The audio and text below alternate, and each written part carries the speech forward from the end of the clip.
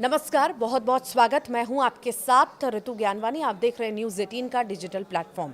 हाल ही में बिहार में हुए विधानसभा चुनाव के नतीजों में प्रचंड जीत हासिल करने के बाद प्रदेश में एक बार फिर से एनडीए की सरकार बन गई। 20 नवंबर को इस सरकार का शपथ ग्रहण समारोह भी हुआ, जिसमें सीएम नीतीश कुमार के साथ 26 मंत्रियों ने पद और गोपनीयता की शपथ ली। बिहार में नीतीश सरकार के मंत्रिमंडल में विभागों का बंटवारा होने के बाद सभी मंत्री अपने अपने कार्यों में लग गए हैं। इस बीच बिहार के डिप्टी सीएम सम्राट चौधरी काफी ज्यादा चर्चा में हैं, क्योंकि उन्हें पहली बार ये गृह विभाग की जिम्मेदारी दी गई है। बिहार में यह विभाग प्रदेश में सुशासन और कानून व्यवस्था को लेकर काफी ज्यादा महत्वपूर्ण है। आप इस बात से भी अंदाज़ा लगा सकते हैं कि ये पहली बार है जब सम्राट चौधरी को ये विभाग सौंपा गया है। इससे पहले गृह विभाग की जिम्मेदारी खुद सीएम नीतीश कुमार ही संभालते रहे। तो वहीं बिहार के गृह मंत्री बनते ही सम्राट चौधरी एकदम एक्शन मोड में नजर आ रहे हैं। ऐसे में उनकी आवास की सुरक्षा कड़ी कर दी गई है।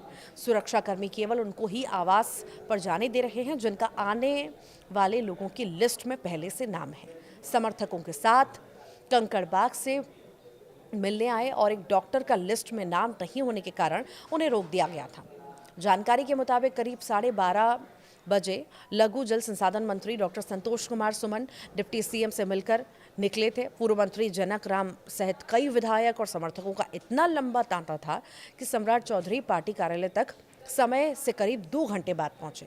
कार्यालय में उनका भव्य स्वागत भी हुआ। उप मुख्यमंत्री सम्राट चौधरी ने गृह मंत्री के रूप में शनिवार से ही काम करना शुरू कर दिया था। सरकार के आला अधिकारी उनके सरकारी आवास पर पहुंचे। सभी को बंद कमरे में टास्क दिए गए हैं और इस बीच बिहार की कानून व्यवस्था जहां से नियंत्रित होती है, उस पटेल भवन में पहली बार कोई गृह मंत्री बैठेगा। अभी तक ये विभाग मुख्यमंत्री के पास था। सम्राट चौधरी के गृह मंत्री बनने की घोषणा होते ही मंत्री रूम को सजाया संवारा जा रहा है। नेम प्लेट भी लगा दी गई है। सम्राट चौधरी ने बिहार से अपराधियों के सफाई की भी बात कही है। उन्होंने कहा था कि बिहार के सुशासन ने वहां से अराजकता को हमेशा के लिए समाप्त किया। बिहार अपराधियों के लिए नहीं है, यहां से अपराधियों को बाहर जाना ही होगा। उन्होंने ये भी कहा था कि भाजपा के नेतृत्व और नीतीश कुमार के निर्देशन में मुझे बिहार में गृह मंत्री के तौर पर काम करने का मौका दिया गया। सम्राट चौधरी ने इस दौरान 7 दिन में कानून व्यवस्था और पब्लिक फ्रेंडली पुलिसिंग के मॉडल पर काम शुरू करने की बात भी कही। गृह मंत्री ने कहा है कि 5 से 7 दिन रुकिए, यहाँ एक भी अपराधी को नहीं रहने दिया जाएगा। अराजकता, जंगल राज समाप्त हो गया है। सुशासन लगातार स्थापित रहेगा। अपराधियों की अब यहाँ पर खैर नहीं है। तो गृह मंत्रालय संभालने के बाद अब सुरक्षा व्यवस्था की बात कर रहे हैं।